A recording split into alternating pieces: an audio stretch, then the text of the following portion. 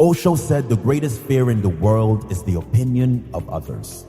And the moment you're unafraid of the crowd, you are no longer sheep. You become a lion. A great roar arises in your heart, the roar of freedom. Sheep have no freedom. The sheep live with fear and uncertainty every day. A sheep never leads, a lion never follows. A lion is in complete control of his or her life. The lion does not accept scraps and does not get told what to do or where to go. The lion goes about his business fearlessly and with extreme competence. You will never lead a lion to the slaughterhouse. They will lead you. The lion is the king of the jungle. And it's not because the lion is the biggest. It's not because the lion is the fastest. It's not because the lion is blessed with any great advantage over other animals. It's the mentality of the lion that makes the lion the king of the jungle. What is the lion mentality? Fearless courage. Bravery is a key trait of the lion. The lion will never surrender. The lion will never lie down and die, not even if surrounded by 10 hyenas. The fight is never over until it's over. Maybe you're not surrounded by hyenas. Maybe you're just buried by bills.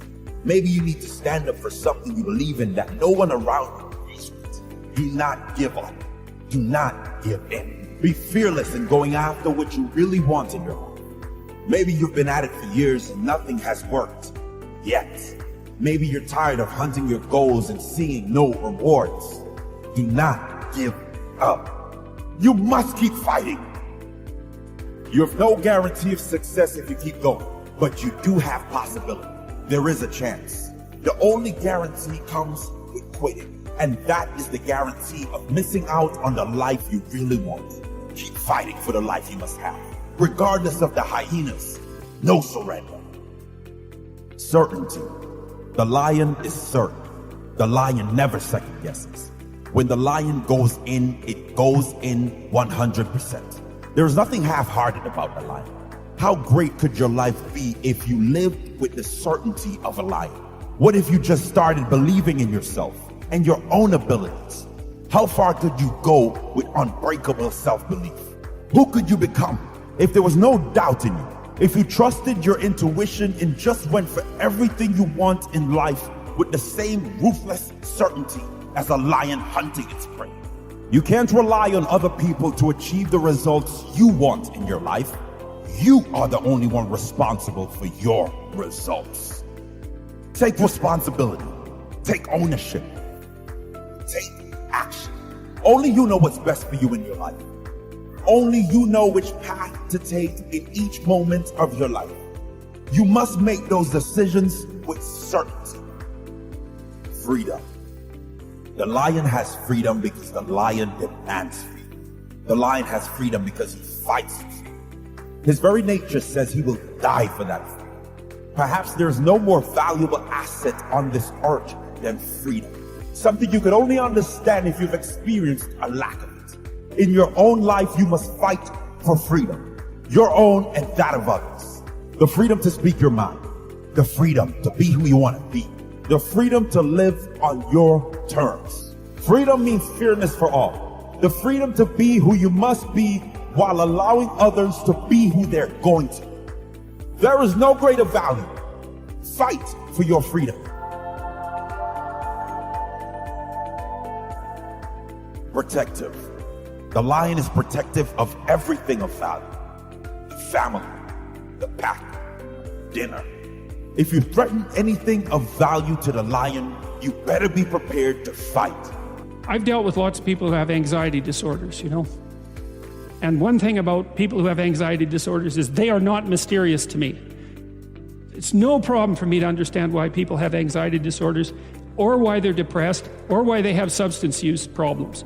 The mystery to me is always why people don't have all of those things at once, because everybody has a reason to be anxious. In fact, we have the ultimate reason to be anxious because we know that we're vulnerable and we know that we're going to die. And how you cannot be anxious under those circumstances is a great mystery. It's a massive mystery. And the same thing applies with regards to depression. And then the same thing applies to some degree with regards to drug and alcohol abuse. As I said last week, there's plenty of reasons to drown your consciousness in alcohol, that's for sure. We could refer to the aforementioned anxiety and depression, not least. And the sorts of drugs that people are prone to take are chemicals that take the affective edge off the tragedy of life. So back to the issue of fear. Abraham is self-conscious, that's what this commentary says, but the thing is he moves forward despite that. He's self-conscious and he knows the danger, but he moves forward despite that. And that's actually the appropriate response in the face of actual non-naive understanding of what constitutes life. Like if you're naive and you move forward, it's like, well, what the hell do you know? You know, there's no courage in naivety because you don't know what there is to stop you. You don't know what dangers you might apprehend. But to be aware of what it is that your problem is, so to be alert existentially, let's say, or to be fully self-conscious means that you're perfectly aware of your limitations and how you might be hurt, and then to make the decision to move forward into the unknown and the land of the stranger. Anyways, I would say that's one of the secrets to a good life. And I can say that really without fear of contradiction, I would say, because the clinical literature on this is very, very, very clear. What you do with people who are afraid, and to some degree depressed, but certainly anxious, is you lay out what they're anxious about, first of all, in detail. What is it that you're afraid of? What might happen? And then you decompose it into small problems, hypothetically manageable problems, and then you have the person expose themselves to the thing that they're afraid of, and what happens isn't that they get less afraid. That isn't what the clinical literature indicates exactly. What happens instead is they get braver. And that's not the same thing, right? Because if you get less afraid, it's like, well, the world isn't as dangerous as I thought it was, you know, silly me.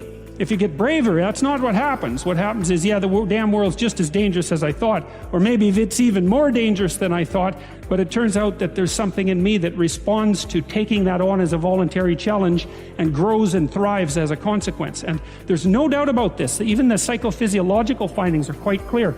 If you impose a stressor on two groups of people, and on one group the stressor is imposed involuntarily, and on the other group the stressor is picked up voluntarily, the people who pick up the stressor voluntarily use a whole different psychophysiological system to deal with it. They use the system that's associated with approach and challenge, and not the system that's associated with defensive aggression and withdrawal. And the system that is associated with challenge is much more associated with positive emotion and much less associated with negative emotion. It's also much less hard on you because the defensive posturing system, the prey animal system, man, when that thing kicks in, it's all systems are go for you, you know. The pedal's pushed down to the metal and the brakes are on.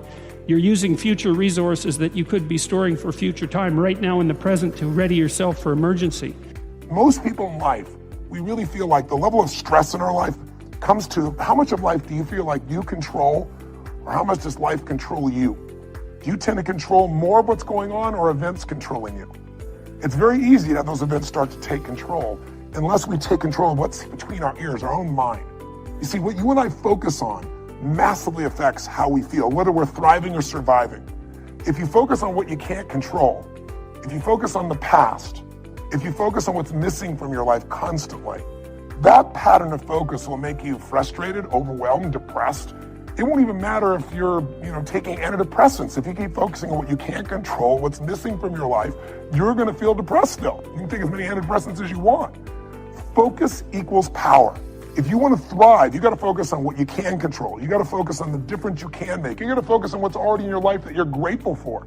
And I have a little process here at the end that's my gift to you, which is just a simple ritual that can bring you back to this place. So one thing that leaders do is they focus on the things they want, they focus on what they can control, they focus on what they have a combination of gratitude, strength, and commitment. They really unleash the second element. They have a vision. They have something that they're after, something they want to create, something they want to contribute, something they want to give, something they want to make happen. And that's when you become a creator again instead of a manager of life. And it's easy to lose that sense of vision in your life through disappointments. Hey, we've all had them. You get all excited about something and then, life seems to crush it. Somebody betrays you. You betray yourself. You don't follow through, and then you don't trust yourself at the same level. What makes somebody a leader is they build this certainty, and not only with focus, not only do they get a vision for what they want, but they bring that certainty in their body. Listen, if you've ever been to one of my live events, you know that one of the greatest things about, let's say, Unleash the Power Within is you go through a weekend where you literally train your nervous system to have certainty. I mean, how the heck do we get people to storm through fire? It's not about fire walking. It's about getting yourself to be able to take action in the areas of your life that normally you would more than hold back, where your brain would take over and say, I can't do this, are you crazy? Somebody else did it, but not me. What we do is get people in a state where you're gonna follow through, where you're gonna face your fear and do it anyway. And the way we do that, besides changing people's focus, showing you how to direct and control that focus, is also by learning how to use your body as the tool to change your state. Listen, if I drop my shoulders enough, if I were to breathe shallow enough, if I were to slow down and say, I don't know, I'll give it a try, and go into this state, I'd be like Samson getting his hair cut off, right? Because what we don't realize is that our mind is directly affected by the way we use our body. If you change the tempo in which you move, if you change the way you breathe, if you change the way you use your voice, you literally change your biochemistry. And the one thing that you'll see that's the same with the greatest golfer in the world, or the greatest musician, or the greatest, actor, is they have this sense of certainty, and it isn't born. It's something that you make as a habit. You drill it into yourself. I sure as heck didn't have that sense of certainty growing up, not even close. And what I found myself doing early on is I felt so uncertain, I couldn't get myself to do anything.